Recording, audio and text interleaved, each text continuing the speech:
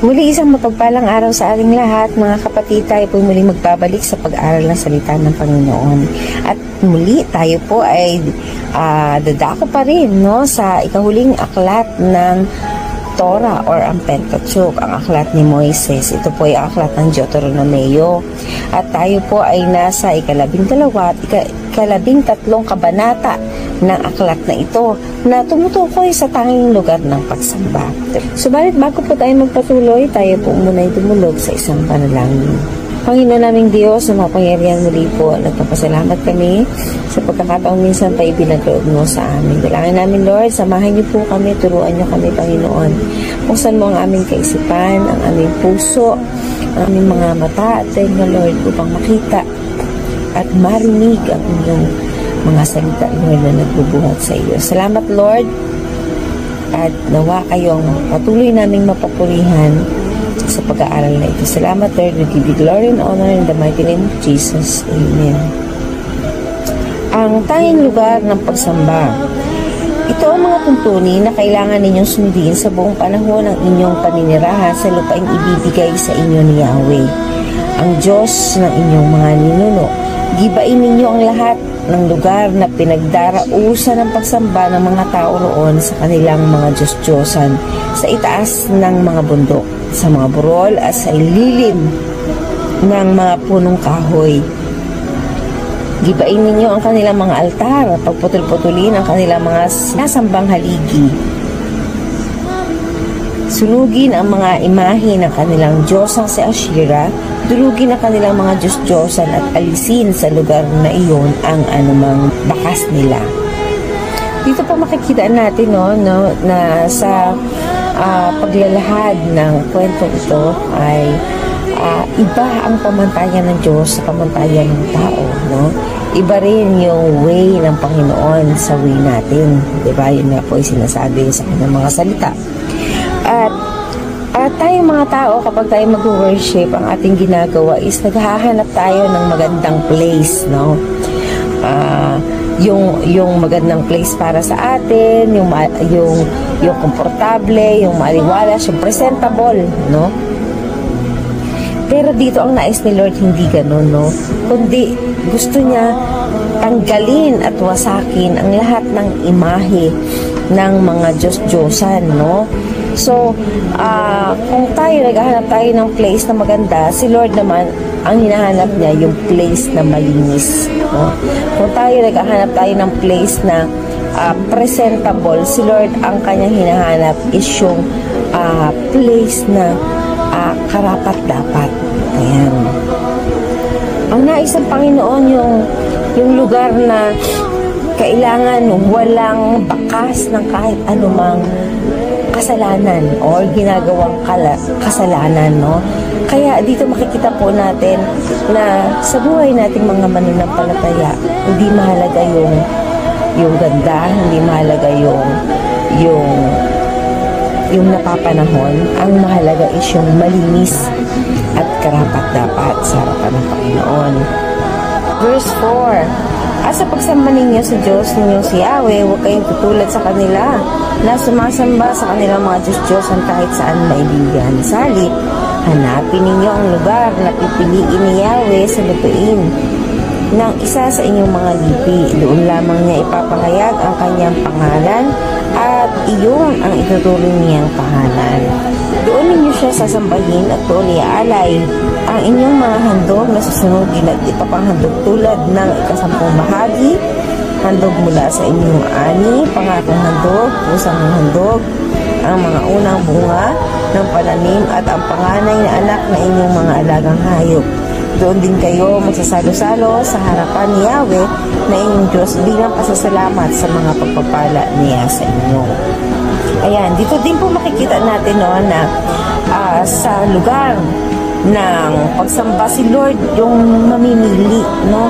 Kumbaga, there are certain place talaga na talagang itinalaga para sa pag-worship, no, natin sa Panginoon. Hindi doon sa lugar lang na gusto lang natin, kundi yun ay nais ng Diyos para sa atin. Kaya kung saan talaga nyo tayo idadala, no?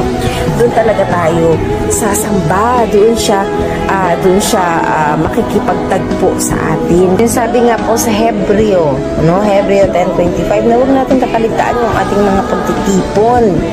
Yeah. So dito talaga makikita natin na yung place na itinalaga sa atin ng pagsamba ay yung place ng nararapat. Hindi tayo pwedeng sumamba lang doon sa gusto lang nating lugar, no? Or kung saan tayo abutin. Kumbaga talagang pinaglalaanan talaga ito ng panahon at pagpapahalaga. Verse 8, hindi na ninyo magagawa roon ang ginagawa ninyo rito ngayon. Nagagawa ninyo anumang magustuhan ninyo, sapagkat wala pa kayo sa lupaing ibinigay sa inyo ni Yahweh, ng Diyos ninyong si Yahweh. Ngunit pagtatawid ninyo sa Jordan, kapag kayo nasa lupaing inyong pupuntahan, nalipol na ninyo ang inyong mga kaaway at panatag na ang inyong mga pamumuhay, iba na ang inyong gagawin.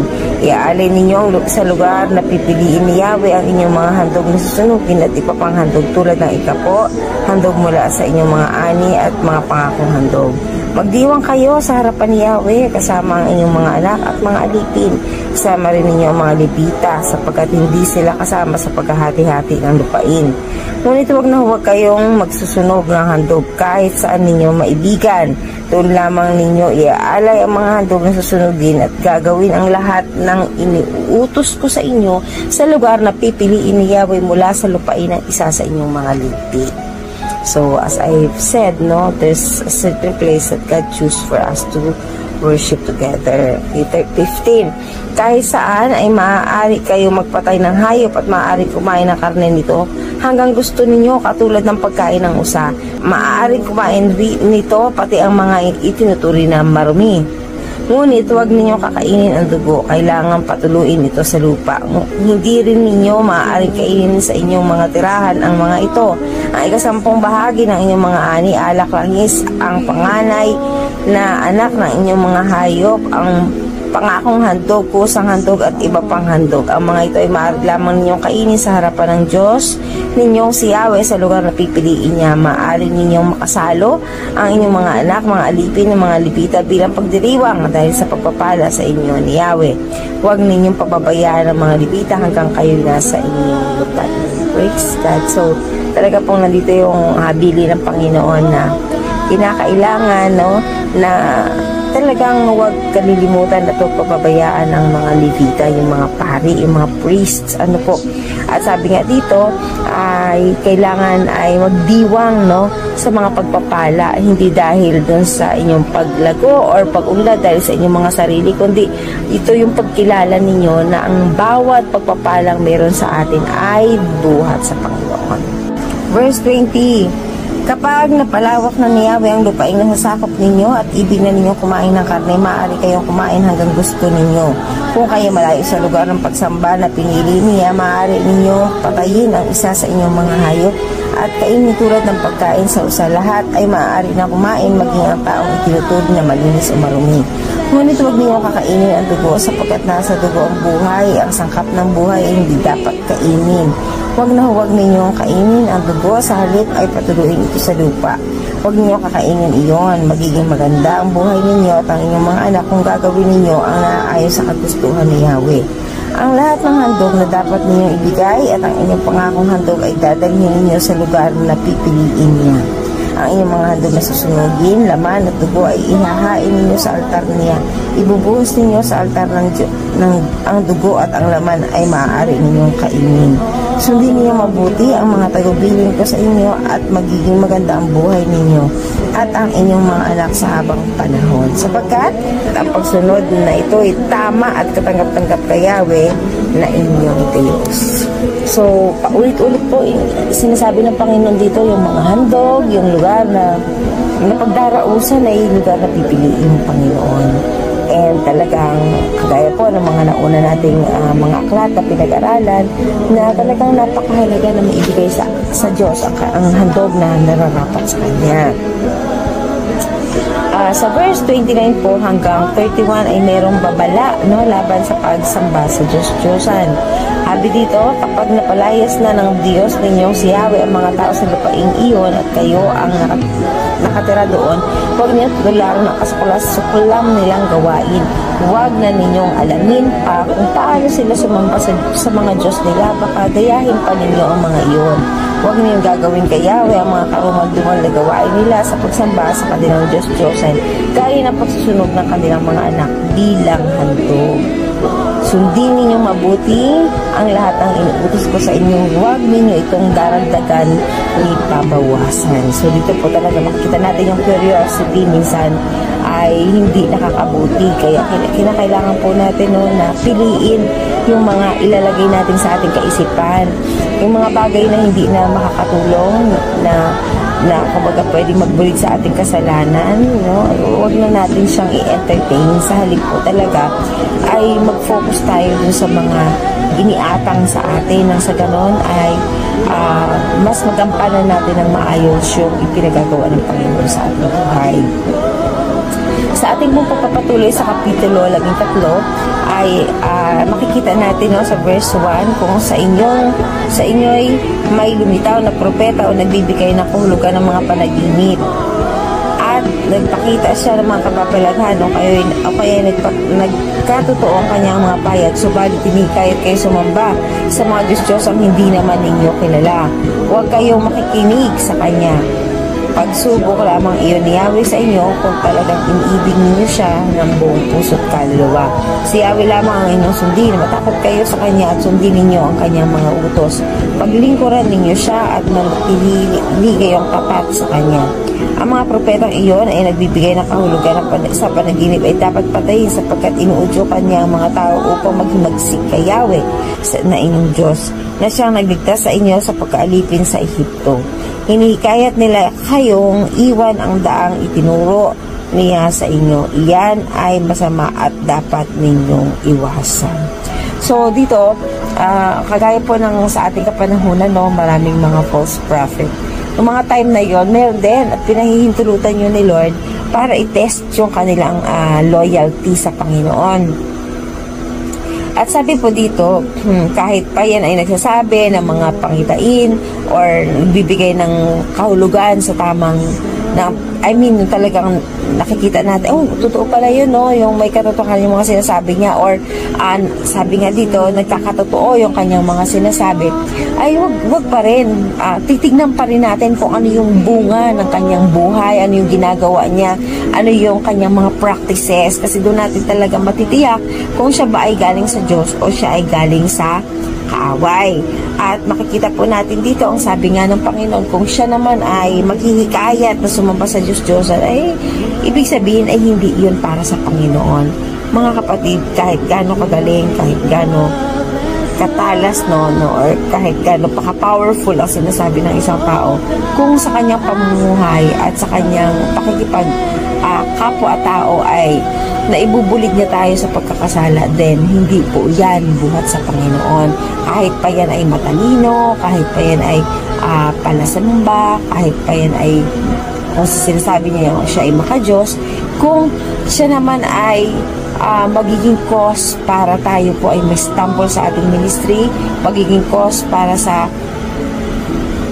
ating pagtalikod sa Panginoon, then hindi po siya karapat-dapat na makasama. Kailangan po nating maging maingat.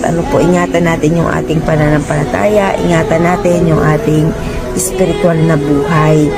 Sabi nga, piliin daw natin yung mga tao na maghihikayat sa ating maglingkod sa Panginoon. Hindi yung mga tao na hihikayat sa ating tumalikod sa Panginoon. So, choose your friends, choose yung mga tao na maging malapit, na yung mga tao na pipiliin natin yung mga tao na kasama doon sa ating paglagong espiritual. Yan. Verse 6, Sino man ang lapitan ng kanyang kapatid, anak, asawa, o matalik na kaibigan upang lihim na hikayating sumamba at maglingkod sa mga Diyos-Diyos ang hindi naman ninyo kilala, o kaya sa Diyos-Diyos ang lupaing pupuntahan ninyo, maging malapit o malayo, malapit o malayo, huwag ninyo siyang papakinggan. Huwag ninyo siyang kaawaan o pagtatakpan, sa halip patayin ninyo siya. Ang nilapitan, ang unang babato sa kanya pagkatapos ay ang taong bayan. Patuhin ninyo siya hanggang mamatay, sapagkat hinihikayat niya kayong tumalikod kay Yahweh sa inyong Diyos, at siyang nagligtas sa inyo sa pagkalipin sa Ehipto. Kapag ito ay napabalita sa buong Israel, wala nang mga ngahas pang gumawa ng ganoon, at magkakaroon ng takot ang lahat. So dito po makikita natin na talagang yung mga tao na nagiging sanhi ng pagkakasala talaga ay walang magandang pupuntahan, no? O walang magandang mararating. Kaya sikapin po natin, no, na maging kabahagi sa paglago ng gawain, hindi sa pagwasak ng gawain. Verse 12, kapag nabalitaan ninyo na ang alinman sa mga lungsod na ibinigay sa inyo ni Yahweh ay may manlilinlang at naghihikayat sa mga taga-roon upang sumamba at maglingkod sa mga Diyos-Diyos ang hindi naman ninyo kilala, siya sa atin niyo itong mabuti. Kapag napatunayan ninyong totoo, patayin ninyong lahat ang taga-roon, maging ang kanilang mga alatang hayop. Ang lahat ng masamsam ninyo roon ay ipunin ninyo sa liwasan at sunugin pati ang buong lungsod upang maging handog sa Yahweh. Ang lugar na iyon ay hahayaan ninyong ganoon at hindi na dapat itayo pang muli. Huwag kayong kukuha ng anumang pinagbabawal sa inyo para hindi magalit si Yahweh sa inyo. Mahahabag siya sa inyo at kayo kanyang pararamihin tulad ng pangako niya sa inyong mga ninuno. Kung pakikinggan ninyo ang tinig ng Diyos ninyong si Yahweh, susundin ang kanyang mga utos at patuloy na gagawin ang ayon sa kanyang kalooban. So dito po talaga makikita natin, no, paulit-ulit yung pagpapaalala dito ni Moises, no, na huwag makikinig or huwag talagang i-entertain yung mga tao na magbubulit sa kanila sa pagsamba sa mga Diyos-Diyosan. So dito po, alam ni Moises at alam ng Panginoon na yung lugar na pupuntahan nila ay tahanan ng mga tao na sumasamba sa Diyos-Diyosan. Kaya nga, talagang tinakwil sila ng Panginoon. So, tayo pong mga mananampalataya na pinili ng Diyos na maglingkod sa Kanya, no, ay sikapin natin pag-ingatan yung ating pananampalataya, yung ating relasyon sa Panginoon. At huwag natin itong hayaan na masira at malason ng mga tao na taliwas yung ginagawa sa Panginoon. Sometimes nga may mga tao pa na kasama natin sa paglilingkod pero meron siyang maling pangunawa at maling paraan, no, para talagang masira yung gawain. So sikapin po nating panig natin ang Diyos, panig natin ang church, panig natin ang mga lingkod ng Panginoon, no, upang hindi po tayo mapahamak. Sana po may natutunan tayo, patuloy tayong pagpalain ng Panginoon at kay Jesus lang po ang papuri.